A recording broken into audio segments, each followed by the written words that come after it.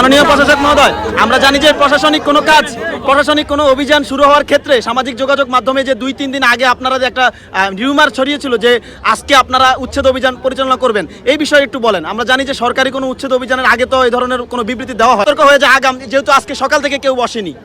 আমি আপনাদেরকে বলি, হকারদের আর্থিকভাবে যাতে ক্ষতিগ্রস্ত না হয়, প্রথম দিন আমরা সেই জন্য সতর্ক করেছি, মার্কিং করেছি।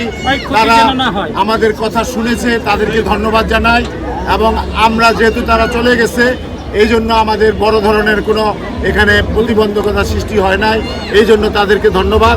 আমরা আগামীতে এই আর যেহেতু যেভাবে আছে বর্তমানে, আমরা আর বসতে দিব না, এটাই কথা। পুনর্বাসনের বিষয়টা এখানে আমরা চিন্তা ভাবনা করতেছি অন্তত 50 থেকে 70 জন আনসার আমাদের এই ইসের মধ্যে কি বলে এই কর্মসূচিতে সম্পৃক্ত করব এবং সবসময় টহল অব্যাহত রাখবো, কন্টিনিউ।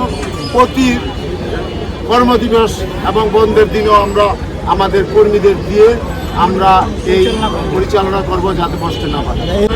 আমরা এই মার্কেট করেছিলাম, সেগুলি একজন এখন নাই, সবাই বিক্রি করে আবার ফিরা এই রাস্তায় নামে।